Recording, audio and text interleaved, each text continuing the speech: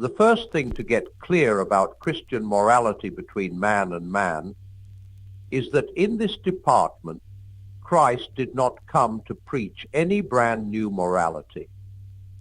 The golden rule of the New Testament, do as you would be done by, is a summing up of what everyone at bottom had always known to be right. Really great moral teachers never do introduce new moralities. It is quacks and cranks who do that. As Dr. Johnson said, people need to be reminded more often than they need to be instructed.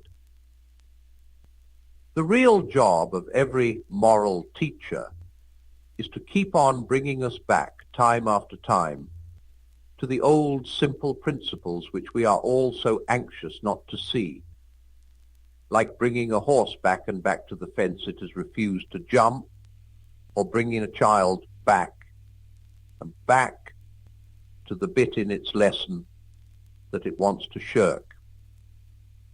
The second thing to get clear is that Christianity has not and does not profess to have a detailed political program for applying do as you would be done by to a particular society at a particular moment. It could not have. It is meant for all men at all times, and the particular program which suited one place or time would not suit another. And anyhow, that is not how Christianity works. When it tells you to feed the hungry, it does not give you lessons in cookery. When it tells you to read the scriptures, it does not give you lessons in Hebrew and Greek, or even in English grammar. It was never intended to replace or supersede the ordinary human arts and sciences. It is rather a director which will set them all to the right jobs, and a source of energy which will give them all new life, if only they will put themselves at its disposal. People say, the church ought to give us a lead. That is true if they mean it in the right way, but false if they mean it in the wrong way. By the church, they ought to mean the whole body of practicing Christians. And when they say that the church should give us a lead, they ought to mean that some Christians, those who happen to have the right talents, should be economists and statesmen, and that all economists and statesmen should be Christians, and that their whole efforts in politics and economics should be directed to putting do as you would be done by into action. If that happened, and if we others were really ready to take it, then we should find the Christian solution for our own social problems pretty quickly. But of course, when they ask for a lead from the church, most people mean they want the clergy to put out a political program. That is silly. The clergy are those particular people within the whole church who have been specially trained and set aside to look after what concerns us as creatures who are going to live forever. And we are asking them to do a quite different job for which they have not been trained. The job is really on us, on the layman. The application of Christian principles, say, to trade unionism or education, must come from Christian trade unionists and Christian schoolmasters, just as Christian literature comes from Christian novelists and dramatists, not from the bench of bishops getting together and trying to write plays and novels in their spare time. All the same, the New Testament, without going into details, gives us a pretty clear hint of what a fully Christian society would be like. Perhaps it gives us more than we can take. It tells us that there are to be no passengers or parasites. If man does not work, he ought not to eat. Everyone is to work with his own hands. And what is more, everyone's work is to produce something good. There will be no manufacture of silly luxuries and then of sillier advertisements to persuade us to buy them. And there is to be no swank or side, no putting on airs. To that extent, a Christian society would be what we now call leftist. On the other hand, it is always insisting on obedience, obedience, and outward marks of respect from all of us to properly appointed magistrates, from children to parents, and, I am afraid this is going to be very unpopular, from wives to husbands. Thirdly, it is to be a cheerful society, full of singing and rejoicing, and regarding worry or anxiety as wrong. Courtesy is one of the Christian virtues, and the New Testament hates what it calls busybodies. If there was such a society in existence, and you or I visited it, I think we should come away with a curious impression.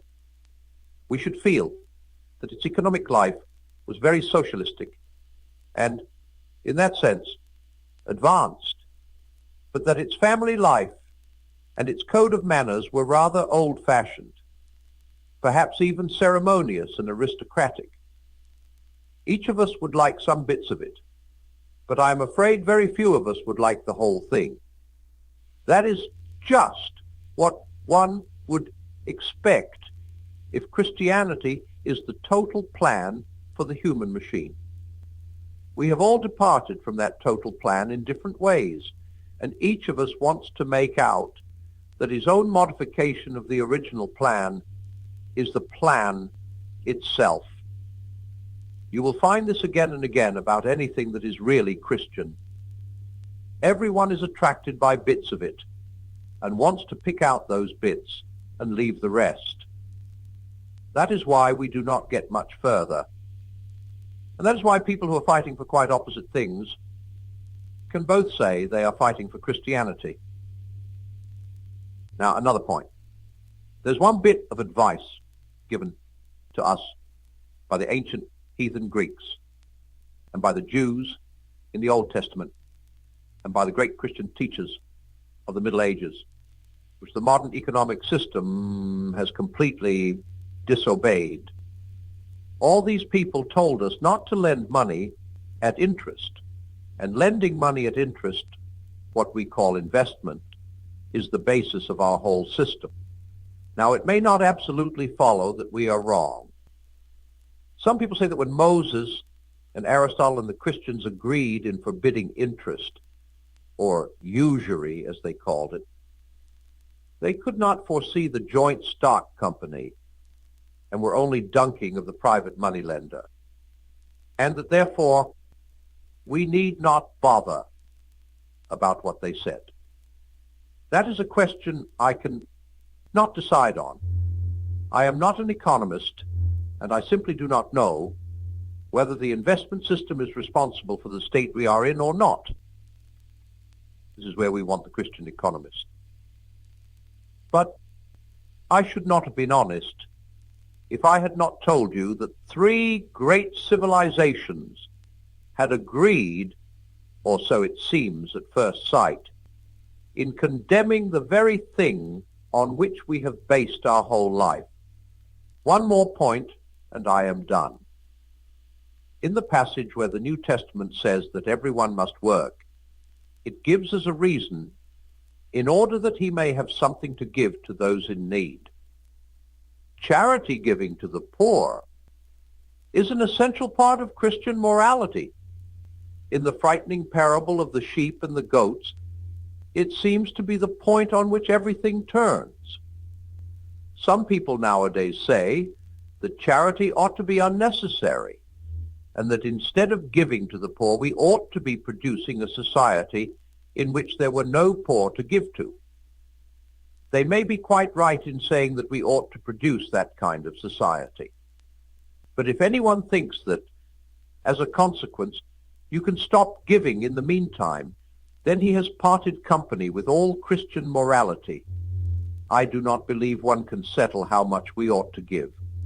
I am afraid the only safe rule is to give more than we can spare. In other words, if our expenditure on comforts, luxuries, amusements, etc., is up to the standard common among those with the same income as our own, we are probably giving away too little. If our charities do not at all pinch or hamper us, I should say they are too small. There ought to be things we should like to do and cannot do because our charitable expenditure excludes them. I'm speaking now of charities in the common way. Particular cases of distress among your own relatives, friends, neighbors, or employees, which God, as it were, forces upon your notice, may demand much more, even to the crippling and endangering of your own position. For many of us, the great obstacle to charity lies not in our luxurious living or desire for more money, but in our fear of insecurity. This must often be recognized as a temptation. Sometimes our pride also hinders our charity. We are tempted to spend more than we ought on the showy forms of generosity, tipping, hospitality, and less than we ought on those who really need our help. And now, before I end, I am going to venture on a guess as to how this section has affected any who have read it. My guess is that there are some leftist people among them who are very angry that it has not gone further in that direction, and some people of an opposite sort who are angry because they think it has gone much too far.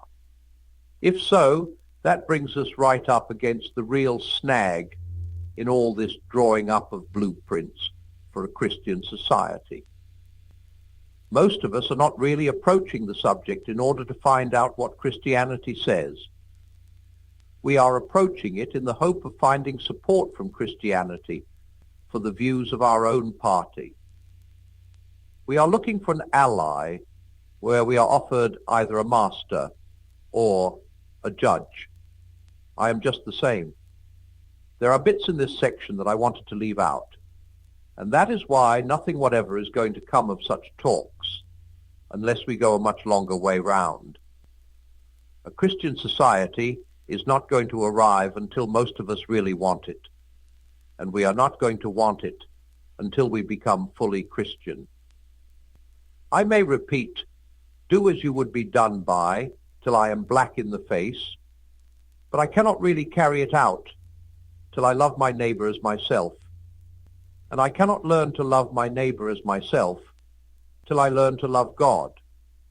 And I cannot learn to love God except by learning to obey him. And so, as I warned you, we are driven on to something more inward, driven on from social matters to religious matters. For the longest way round is the shortest way home.